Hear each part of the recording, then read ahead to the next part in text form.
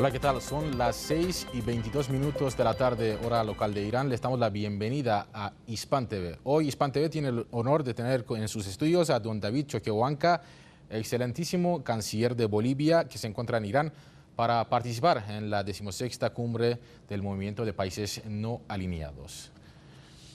Señor canciller, muy bienvenido a Hispan TV. Muchas gracias, es una gran oportunidad para hacer conocer a través de este medio no solo lo que hacemos, sino lo que pensamos y lo que sentimos. Así que adelante. Muchas gracias. Para empezar, el movimiento de los países no alineados es el segundo bloque mundial más grande después de las Naciones Unidas. Fue fundado precisamente para defender la paz y el multilateralismo. ¿Cómo cree que este movimiento debería actuar? ¿Cuáles son los instrumentos para que tenga un papel más eficaz en el mundo actual? El mundo actual está repleta de crisis.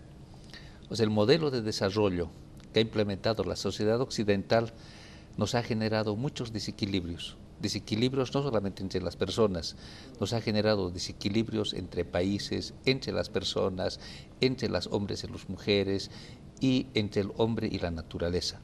Lo que tenemos que impulsar nosotros desde los países no alineados es principios que nos permitan volver al equilibrio, principios que han sido guardados, que se han resistido durante siglos. Son principios, estoy hablando de los principios indígenas, el principio de la complementariedad, el principio del consenso, el principio del equilibrio y el principio de la identidad. Nuestros pueblos tienen identidad. Nosotros no siempre hemos pensado como pensamos ahora. Hoy en día estamos divididos, hoy en día hay egoísmo, hoy en día hay miedo. Entonces, cuando estoy hablando de retomar esos principios, los valores que nos garanticen el equilibrio y que desde los países no alineados pueda ser impulsado, estoy hablando de recuperar estos principios, de perder el miedo, de aislar el egoísmo, de trabajar contra la división. Tenemos que empezar a trabajar la unidad. Tenemos un camino. Los humanos somos una sola familia. Y en los países, el movimiento de los países no alineados, somos una sola familia. Y esta familia tiene que empezar a pensar en la vida, tiene que empezar a pensar en la vida de nuestros pueblos. No hay que pensar solamente en la vida de unos cuantos, sino hay que empezar a pensar en la vida de todos. Muchas gracias. En las últimas cumbres del movimiento de países no alineados, el caso de Palestina y la ocupación israelí siempre ha estado presente. Usted se ha referido que hay que pensar en todos. Nosotros entendemos que el bloque tan grande, el segundo bloque más grande del mundo, ha respaldado, digamos, de alguna forma los derechos del pueblo palestino. ¿Cómo se podría alcanzar la paz en este país, según usted, que sufre desde hace décadas la ocupación del régimen israelí? Yo considero de que todos debemos trabajar, ¿no? por la paz, ¿no? Cuando Israel no comete injusticias con Palestina, Bolivia ha tomado una decisión firme. Hemos expresado nuestra solidaridad nosotros con el pueblo palestino. Hemos roto relaciones con Israel porque no estamos de acuerdo con la forma de actuar de Israel, o sea, donde no se respetan vidas, donde no hay justicia social, donde se violan los derechos humanos. Consideramos de que los humanos tenemos que volver a ser humanos. ¿No? Solo así vamos a nosotros garantizar, ¿no? Cuando tomemos conciencia de que la especie humana es una sola familia, vamos a empezar a echarnos de menos de cómo estarán nuestros hermanos en Palestina, de cómo estarán nuestros hermanos en el Medio Oriente, de cómo estarán nuestros hermanos en Guatemala. O sea, no solo hay que pensar en Israel, sino es hora de que empecemos a pensar en nuestros hermanos que están dispersos en todas partes del planeta. Efectivamente.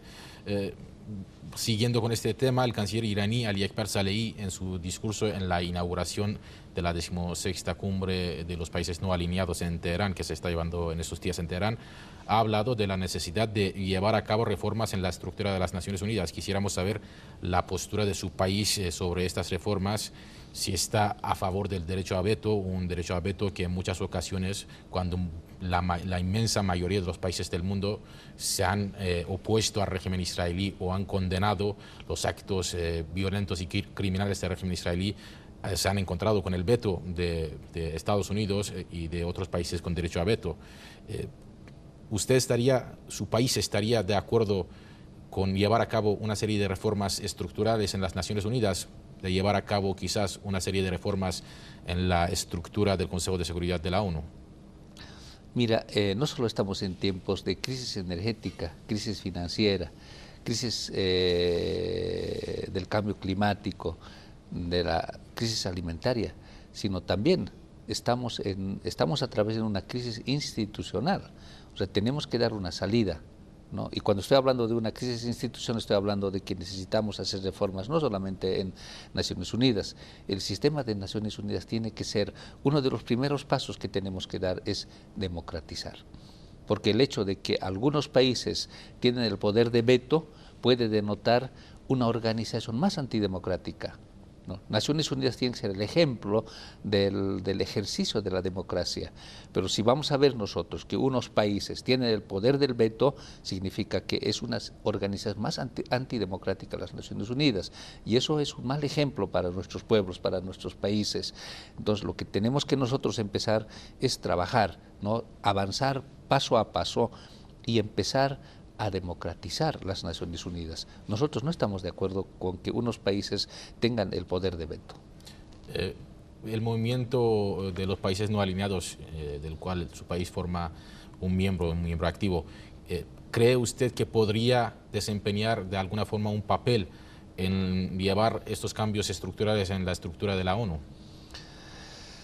Muchas veces nosotros no nos damos cuenta de las potencialidades que tenemos. ¿No? Nuestros pueblos tienen muchas potencialidades.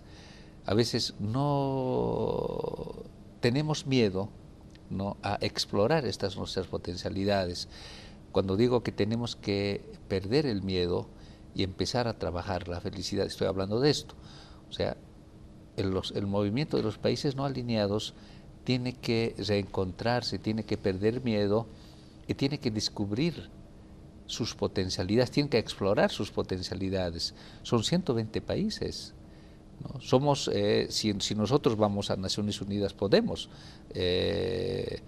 orientar las mismas Naciones Unidas.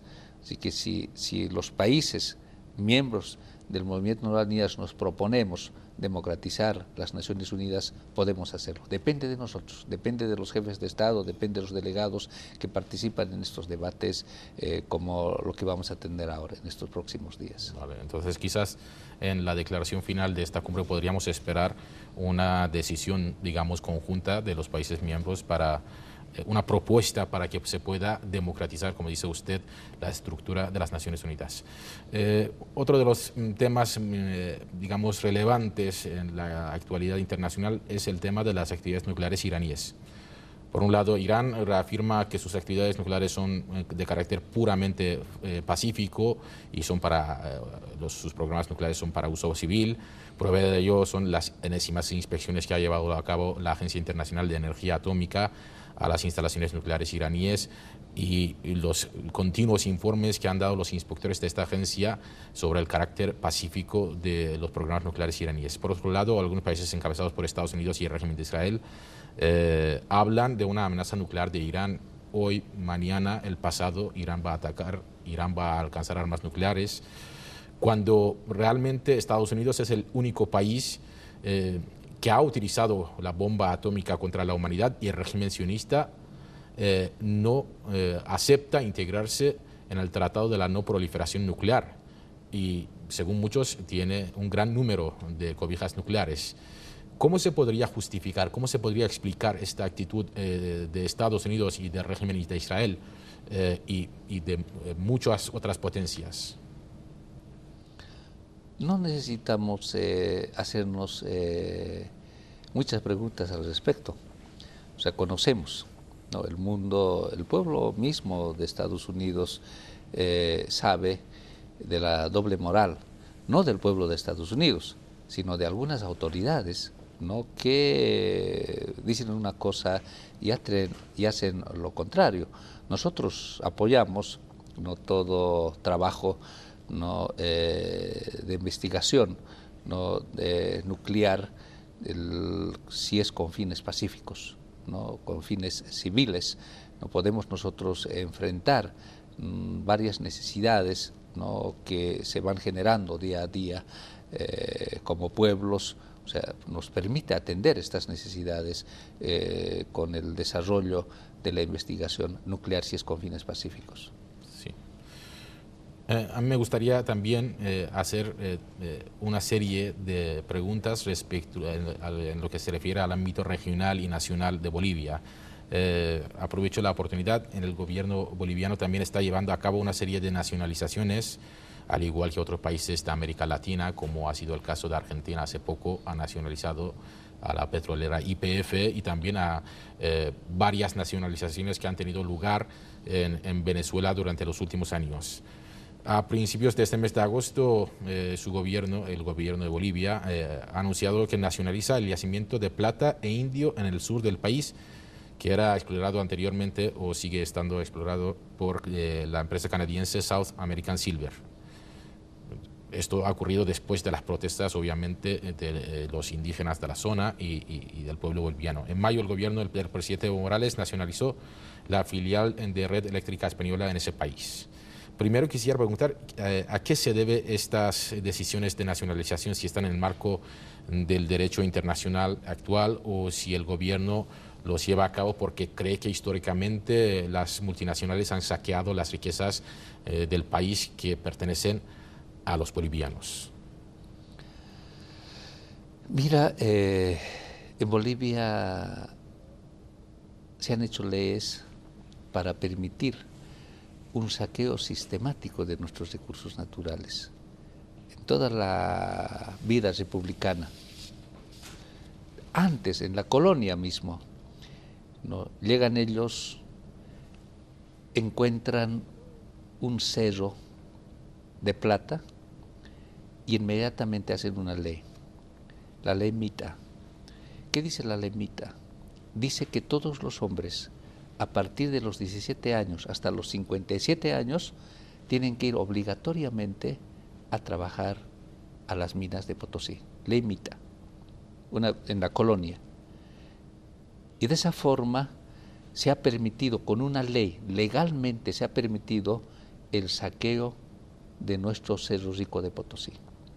Y han muerto miles y miles y miles de nuestros abuelos trabajando como esclavos en las minas de Potosí. Sus hijos seguían haciendo leyes. Han hecho la ley forestal para saquear nuestros recursos forestales. Han hecho el código minero para seguir saqueando nuestros recursos mineralógicos. Han hecho una ley de hidrocarburos para saquear nuestros hidrocarburos. Y así han hecho una serie de leyes para permitir un saqueo sistemático de nuestros recursos naturales. Nosotros llegamos para recuperar nuestros recursos naturales para que el pueblo boliviano se pueda beneficiar y no las transnacionales. Porque hasta que nosotros llegamos, los grandes beneficiarios de nuestros recursos naturales eran las grandes transnacionales. Bolivia es un país rico, altamente rico en recursos naturales. Debemos tener todos los bolivianos. Somos ricos en recursos hídricos, debemos tener casi todos los minerales, tenemos petróleo, tenemos agua dulce, tenemos todo. Tenemos paisajes. Bolivia es una maravilla. Pero paradójicamente, nosotros somos uno de los países más ricos en recursos naturales de la región, pero somos un país más pobre de la región. ¿Por qué? Porque se ha permitido este saqueo sistemático de nuestros recursos naturales. Y cuando nosotros llegamos para recuperar nuestros recursos naturales, nuestras empresas estratégicas, nuestra identidad, nuestra historia, nuestra espiritualidad, nuestra música. O sea, hemos venido a recuperar lo que somos nosotros, porque nosotros, producto de la colonización, ¿no? Producto de la implementación de las medidas coloniales, estábamos en proceso de dejar de ser. Muchos de nosotros hemos dejado de ser, ya no éramos. Y decidimos volver a ser nuevamente. Y en esto de volver a ser nuevamente, nos damos cuenta que tenemos nuestros recursos naturales, que tenemos propia historia, propia identidad, nuestro idioma, nuestros alimentos. Y estamos en ese proceso de recuperación de lo que es nuestro. Estamos empezando a valorar recién lo que es nuestro. Y es parte de este proceso es que tenemos que recuperar nuestras empresas estratégicas, nuestros recursos naturales, para que los bolivianos podamos construir en un futuro nuestros sueños en nuestra tierra y no fuera de Bolivia. Entonces se puede resumir que las acciones llevadas a cabo por el gobierno del presidente Evo Morales de alguna forma son legítimas y también quieren recuperar de alguna forma la identidad del pueblo boliviano, si no me equivoco. No solamente son legítimas, además están enmarcados en la normativa internacional, en la normativa nacional. No queremos nosotros cometer ningún atropello, ¿no? Con las empresas que están trabajando cumpliendo la normativa nacional. Bolivia es un país que no ha desarrollado tecnología. Bolivia necesita desarrollo tecnológico. Bolivia es un país que necesita inversiones. Nosotros necesitamos atraer a los inversionistas, necesitamos tecnología, pero las inversiones tienen que ayudarnos a salir de la pobreza. En el pasado las inversiones nos han vuelto más pobres. Inversiones era para saquear nuestros recursos naturales. Ahora lo que queremos es inversionistas que nos ayuden a salir de la pobreza, inversiones con transferencia de tecnología. Por eso el presidente Morales en varias ocasiones ha indicado de que queremos socios y no patrones. ¿Existe alguna inversión o alguna colaboración económica entre Bolivia e Irán o tiene algún proyecto para el futuro para esas inversiones? Estamos trabajando. No te olvides que la relación entre Bolivia e Irán apenas tiene 5 años. Con otros países tenemos 100 años, 80, 50 años. Con otros hemos avanzado más, con otros hemos avanzado menos. Pero con Irán, en estos 5 años hemos dado pasos bien importantes. Yo considero de que estamos poniendo los cimientos para poder llevar adelante proyectos, inversiones de manera conjunta. En las reuniones que nosotros tenemos con las autoridades iraní, por ejemplo, ahora Irán está pensando en instalar una oficina de petróleo en Bolivia. Queremos nosotros entrar a la petroquímica. Tenemos recursos petrolíferos, hidrocarburíferos. Entonces, si con la ayuda, ¿no? Porque ustedes han desarrollado, Irán ha desarrollado la petroquímica. Queremos nosotros también desarrollar la petroquímica. O sea, podemos complementarnos entre Irán y Bolivia y tenemos que hacerlo. O sea, si hay voluntad, ¿no?, de nosotros de trabajar con los iraníes y los iraníes tienen voluntad, además la relación es otra, ¿no? Transferencia de tecnología y otros elementos más que nos ayuden a nosotros a salir de la pobreza. ¿Por qué no? Podemos hacer alianzas estratégicas donde nos podamos beneficiar mutuamente. Bueno, muchas gracias. Hace apenas unos días ha habido una especie de tensión verbal entre las autoridades de Paraguay y bolivianas. La ministra de Defensa paraguaya acusó a Bolivia de haber realizado inversiones millonarias alrededor de sus Fuerzas Armadas con la ayuda de Venezuela. Esto es lo que ha dicho la ministra de Defensa de Paraguay. El gobierno y el Parlamento de Bolivia negaron esas acusaciones y denunciaron la decisión de Paraguay, a cuyo gobierno no reconoce Bolivia tras el golpe de Estado parlamentario que ha habido contra el presidente Fernando Lugo, de pretender instalar una base militar de Estados Unidos cerca del límite con el territorio boliviano. ¿Cree que todo ello tiene algo que ver con la injerencia de los Estados Unidos en las relaciones con los países latinoamericanos? No solamente no reconoce Bolivia, no el golpe de Estado, el golpe parlamentario, sino la región, organismos de la región como es Mercosur, UNASUR, no reconoce a los golpistas en Paraguay.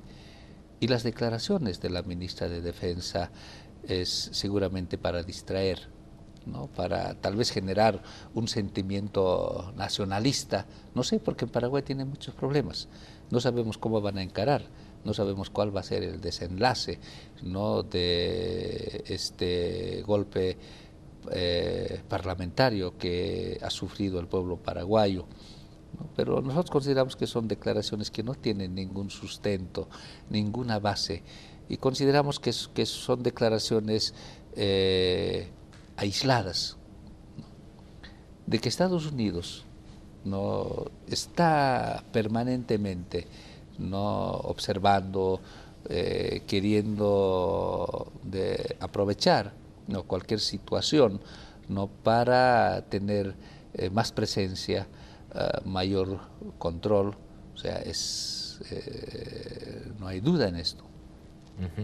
Porque también en Honduras, cuando hubo golpe de Estado contra el presidente Zelaya, se habla de que este golpe de Estado era pro-norteamericano, apoyado por los Estados Unidos. Ahora creo que este hecho se está demostrando porque se habla de que se está estableciendo la mayor base militar norteamericana en Honduras. Podemos concluir de que Estados Unidos derroca a los gobiernos que están en contra de sus políticas hegemónicas para luego convertir a estos países en sus bases militares y para saquear o seguir saqueando a estos países. Nosotros lo que hemos vivido es eso, ¿no? Una política de intromisión, una política de saqueo de nuestros recursos naturales. Por eso en Bolivia con Estados Unidos, para poner alto, para poner fin, ¿no?, a esta política de injerencia, ¿no?, de parte de los Estados Unidos, hemos establecido la firma de un nuevo convenio. Hemos firmado un nuevo convenio con Estados Unidos y ese convenio titula Convenio de Relaciones Bilaterales de Respeto Mutuo. Ahí establecemos cómo tenemos que trabajar la relación con Estados Unidos. O sea, no ha sido fácil administrar la relación con Estados Unidos. No es fácil para todos los países administrar la relación con Estados Unidos, pero nosotros tenemos un convenio marco de respeto mutuo para que podamos construir, ¿no?, relaciones de respeto. Nosotros queremos tener relaciones con todos los países del mundo, ¿no? Tenemos que construir, pero tiene que ser bajo el principio del respeto, de no injerencia en nuestros asuntos. Hemos tenido también el honor de tener con nosotros al presidente Evo Morales en la corresponsalía de La Paz de Hispan TV la semana pasada, y ahí el presidente nos ha dicho que en Estados Unidos no hay ningún golpe de Estado porque en Estados Unidos no existe ninguna embajada de los Estados Unidos. ¿Usted opina que las embajadas de Estados Unidos sirven para llevar golpes de Estado, espionaje contra los gobiernos democráticamente elegidos? ¿Existe alguna prueba de ello? Mira, yo de pruebas yo no puedo en este momento, ¿no?, pero conocemos. O sea, en todos los países no se sabe que Estados Unidos ha estado involucrado, ¿no?, en asuntos de espionaje. No se sabe información, ¿no?, cómo ellos han estado manejando la relación, ¿no?, de ¿cómo se llaman?, los famosos Wikileaks. Un poco han puesto al desnudo, ¿no?, la política de injerencia que ellos llevaban, de espionaje que llevaban. Ahí están los informes, ¿no?, de que cada vez aparecen, ¿no?, en los medios de comunicación. Otro de los temas muy importantes en los últimos meses en Bolivia ha sido la polémica sobre la construcción de la carretera de Tipnis. Hay voces en contra, hay voces también a favor. Al final se llega a la conclusión de llevar a cabo una consulta popular indígena. Teniendo en cuenta que tanto el propio presidente Evo Morales como varios miembros de su gabinete, como usted, son de la comunidad indígena, y también que, según muchos analistas, la construcción de esta carretera favorece el desarrollo de la región. ¿A qué se deben las oposiciones existentes? Y si usted, como indígena, no como canciller boliviano, como indígena, respalda la decisión de la construcción de la carretera de Tiflis? Mira, nosotros hemos peleado décadas en Naciones Unidas nuestros derechos. Primero que en Naciones Unidas se habla de los derechos humanos, ¿no? De los derechos individuales de las personas, pero no se hablan de los derechos colectivos, de los derechos comunitarios. Empezamos a trabajar nosotros los derechos comunitarios y en Naciones Unidas empiezan a hablar de los derechos comunitarios. Luego empezamos a plantear los derechos de los pueblos indígenas en Naciones Unidas. Y ha costado décadas. Después de más de 20 décadas, Naciones Unidas aprueba la Declaración Universal de los Derechos de los Pueblos Indígenas. En esta Declaración de los Derechos de los Pueblos Indígenas está incluida el derecho a la consulta de los pueblos indígenas. No solamente el derecho a la consulta, sino que el derecho al consentimiento que tienen que obtener de los pueblos indígenas en temas que atañen a los pueblos indígenas. El derecho a la consulta es un derecho que nos ha costado décadas a los pueblos indígenas, a los líderes indígenas. En algunos países incluso ha significado muertes, porque estos luchadores, defensores de los pueblos indígenas han sido perseguidos hasta la muerte. Así que es un derecho. Como es un derecho de los pueblos indígenas, el derecho a la consulta, nosotros lo hemos constitucionalizado, este derecho, ¿no? Que está en la Declaración de los Derechos, Universal de los Derechos de los Indígenas. Y lo que estamos haciendo ahora, los del gobierno, lo que está haciendo el presidente Morales, es simplemente aplicar este derecho. Queremos que los mismos pobladores, que los mismos comunarios de este parque decidan si quieren o no casetera. Y hay algunos dirigentes, con el apoyo de algunas instituciones, se oponen a que nosotros podamos llevar adelante esta consulta, este derecho a la consulta. Ha habido un fallo, ellos han demandado ante el Tribunal Constitucional. El Tribunal Constitucional ha hecho un fallo donde establece que el derecho a la consulta es constitucional, porque hay muchos que han dicho que Bolivia estaba violando la declaración, que Bolivia estaba violando su propia constitución. Falso, ¿no? El Tribunal Constitucional ha establecido que la consulta es constitucional, pero tiene que ser concertada. Pero hay muchos dirigentes que se oponen a esta concertación y hay comunidades que quieren, ¿no?, que se lleve. Hay comunidades que han demandado carretera. Hay algunos dirigentes que rechazan la carretera. Por eso el presidente Morales establece de que ellos sean los que decidan si quieren o no carretera. Y nosotros vamos a respetar. Si ellos deciden no a la carretera, vamos a respetar. Si ellos deciden sí a la carretera,